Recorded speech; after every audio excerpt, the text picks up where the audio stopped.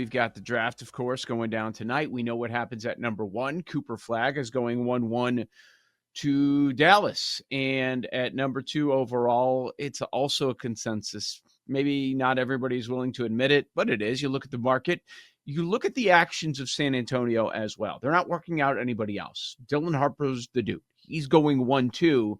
So as they say, the draft starts at number 3. And we have some betting insights from BetMGM. Let's take a look, Sam, at 3, 4, 5. The favorite is Edgecombe at minus 350. He's got the biggest handle at over 41%. Highest ticket, though, percentage is on Ace Bailey at 30%. Number 4, Knippel's the favorite. It's about $2 favorite. Biggest liability, highest ticket handle, highest ticket percentage and highest handle. It's all Knippel tied to number 4.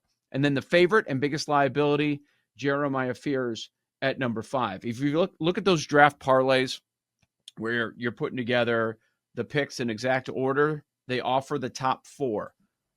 Flagg, Harper, Edgecombe, Knippel, that is minus 200. All of the mocks that I look at, that I take a close look at, have this in the exact order. They are all in agreement. I'm talking about Gavoni and Wu over at ESPN, Sam Vecini at The Athletic, Waz over at Bleacher, and Kevin O'Connor over at The Ringer. They all have that in the exact order. 1, 2, 3, 4. Flagg, Harper, Edgecombe, and Knippel. Knippel got blasted in the last 48 hours. So just for some context on where he was and where he is, the over-under coming into Monday morning was 5.5 on Con Knippel, sharpshooter from Duke. And the under was about minus 120, minus 130. Yesterday, we saw under 5.5 go to minus 1,000. So he's going top 5. And then the books all took his draft position off the board. I'm looking right now, BetMGM, Green Book, Blue Book. I don't see an over-under on Knippel. So they're done. They're done taking bets there on his over-under. We saw 2 pretty decent moves yesterday. One of them was Knippel to go 3rd. Now, just because it got bet doesn't mean it's going to happen. But he was 10-11 to 1 to go 3rd. And now he's 5-6 to 1. So when you see the move under 5.5, there are correlated moves to go exactly 3rd and exactly 4th. Now, it's a lot more likely that he goes 4th. DraftKings minus 170. Current price at MGM minus 190 on Knippel to go 4th. That's a long way around of me saying he's going under 5.5. We talked yesterday about these moves that come in a day or two before the draft. That was destroyed yesterday.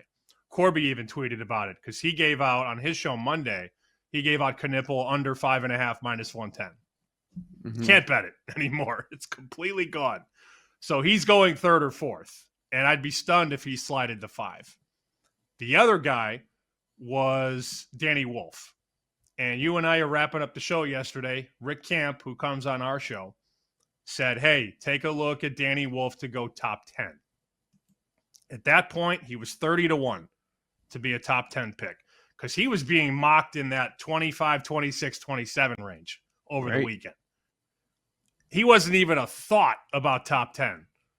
Well, look at the prices right now. MGM has Danny Wolf plus 750 to go 10th overall. Another book has him 7 to 1. So of the moves that happened yesterday, those were the 2 biggest movers. Knippel under and Danny Wolf to go top 10 from 30 to 1 down to 7 to 1. I wouldn't be betting 7. They came in, they bet 30, 20, and 10. Yeah, we're still not seeing people mock it. There have just been some, I guess, newsmakers, not at an extremely high level, just talking about this idea a little bit. But I've seen it get shorter because you're right. If you go back just a few days, I'm seeing mocks 29 for Wolf, 27, like 25 to 30.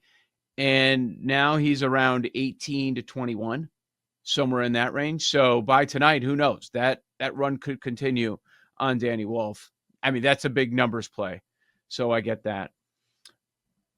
I don't want to say that it's set. There are always surprises. Remember NFL draft day, we'll get to numbers that are the fourth pick, the fifth pick, this guy's $3, and you think it's a lock, and then something changes, ends up going number 5 instead of number 4. So I don't want to go that far. But with the top 4 picks, you have to lay a price. If you want to bet any of them in a specific spot, 1, 2, 3, 4, we talked about the order, likely order, Flagg, Harper, Edgecombe, Knippel. Number 5, I think, is where it gets interesting if you're going to bet into that market about the overall pick. Because, yes, of course, you have a favorite, but nobody is an odds-on favorite. All of these numbers are very close. You look around, you see Fears, Trey Johnson, Ace Bailey, all around 2-1. And it looks like to me, Sammy, that the momentum is moving towards Fears. That's where the people that seem to be plugged in are locking in. Utah with the pick for right now, but they're taking a look at Fears, maybe setting up for that Ace Bailey fall with all the drama there. Yeah, Bailey is 3-1 to go fourth, 250 to go fifth, and he's the favorite to go number 6 at plus 120. This was a guy that a lot of people thought should be a top 3 layup months ago. The conversation always started with Cooper Flagg, who, by the way, is minus 10,000 to go first, only to be matched by Dylan Harper, minus 10,000 to go second at BetMGM. So MGM saying, all right, we know what's going to happen. It'll be Flagg 1, Harper 2. Then the guessing begins. You see Vicini's got a bunch of trades. He's got 3 trades in the top 6. He's got Charlotte trading into 3. Yeah, Charlotte trading into 3 to take Edgecombe. He's got a trade at 4. The Wizards coming up to get Bailey. And then he's got Knippel going 6 to the Sixers, which goes against everything I just said. I don't think that's right. I mean, the betting market is saying Knippel's going 3rd. Is that 4th. This morning? Is that because yesterday he had him 4?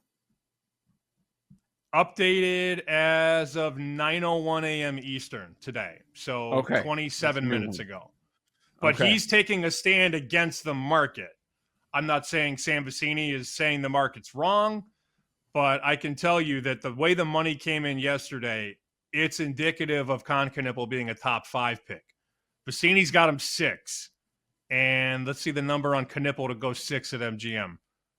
7-1. So very unlikely mathematically speaking, but that's where Vecini's at right now. Do you see over-unders posted at many places? Because I'm looking around, I see some are taking it down. This is what you're going to get on draft day. MGM has 1, 2, 3, 4, 5, 6, 7 players. They had 10 yesterday. So these'll usually come down late afternoon because you're going to get information that starts leaking out. So I would guess the draft positions kind of shore up about 3 o'clock Eastern. That'd be my guess. Because at that point, why are you still booking it? You're only going to lose if you're booking it that late. Let's go through those real quick. Give me those over-unders. I'll tell you kind of like where the mock world is at percentage-wise on that. Carter Bryant under 11.5 minus 225. Under 11.5? Mm-hmm. Yeah, it looks like most mocks all have them going under that number. That got bet yesterday. Derek Queen 11.5 under minus 135.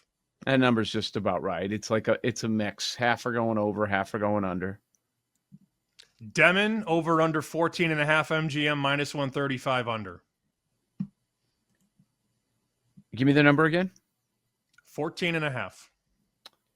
14.5. More over than under, but I wouldn't say there's any sort of an edge. That number has gone up a little bit because it opened at 13.5. So it's gone up with the market. Yeah, I don't think you have some big edge there. Let's quote Ricky O'Donnell yesterday. I think he stinks. End quote. That was Ricky's thoughts on Demon. Yeah. So yeah, we'll see. I did not bet Demon. My bet yesterday I gave out was Yakachonis under 11.5 minus 130. Yeah, certainly more under. It feels like he's getting a lot of love. That people are taking a look at him. Like I'm looking at the highest that I see. I see some top 10s. Yeah, there's a number of people, and I see it as low as, outside the top 20.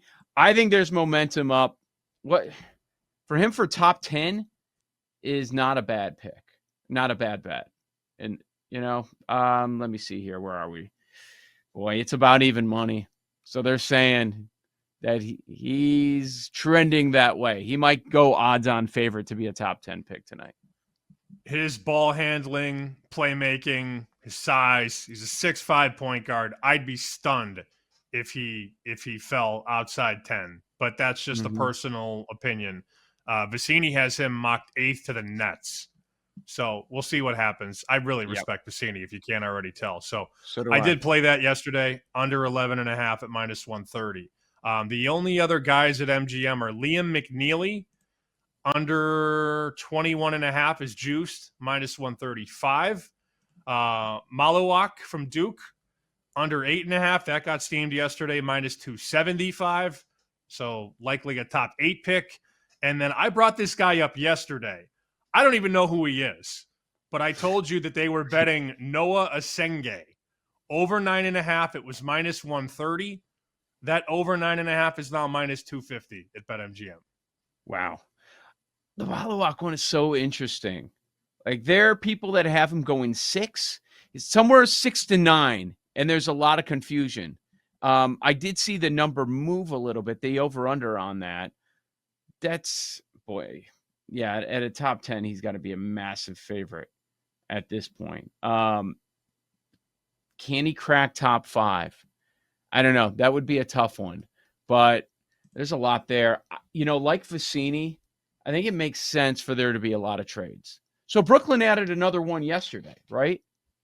Like, look at their picks. They've got to do something. So Brooklyn has 8, 19, 22, 26, 27. I would be floored if they end the night sitting chilly and taking 5 ones. They could start a whole new team if they wanted to. Yeah. Just take a whole new starting 5 and roll the ball out next year. See what happens. They're going to be moving. Top 5 number on Malawak is 550. I have no interest there. Yeah. That Fears kid, talk about a rise for him in the last 2 weeks. He's now +150 to be top 5.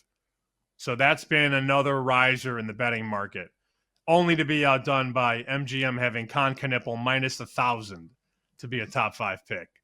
It will happen. That will happen. I've been assured that he's a top 5 guy. But you can't bet -1,000 now when you could have bet it at -110 Monday morning. No. But Fears, for the better price, don't you just take number 5 overall? Because he's not going top 4. Yeah. Yeah, you can bet Fears, let's see, +150. Well, MGM's got same price. +150 each way. I wonder if another book has a better number, top 5. Here you go. There's a +190 on Fears to go 5th exactly. So always get the best number. Obviously, the numbers are different at every book because the liabilities are different. Yep. I like that bet. That makes a lot of sense. I love draft day. It's going to be fascinating to watch. Whether you talk about the betting market, some updated mocks that are getting released this morning, it's going to be interesting. What do you think of Derek Queen? He had some big moments in the tournament. We talked about him in that young group of Terps that he was on, and he certainly balled out. And it feels like we've been getting a lot of momentum in favor of him going higher and higher. There's a bet I would make, Queen against Asenge. That's a head-to-head matchup. A lot of the books are offering that. Who goes first? MGM has Queen -110 and Asenge -125. I don't love that straddle, -125 and -110, but it is what it is. I would take Queen in that market. I think this Asenge kid is going to fall, and that's what I heard yesterday. So that would be a bet that I would consider. I don't know where he's going to go, but in that head-to-head matchup, I do like Queen to go first. The Bailey one is going to be really interesting. I think that's going to end up being your lead story tonight after we get through, of course, the celebration of Cooper Flagg and what he's going to be, Dylan Harper. But as far as when we start moving down in the draft, where are guys going to go?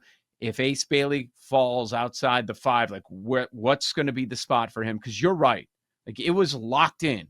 along with Flagg and Harper, it was all about Ace Bailey, but he's not working out for anybody. It's confusing what's happening, and a lot of teams are being turned off, and this is not an awful draft where you've got to go Bailey and you don't have any other options.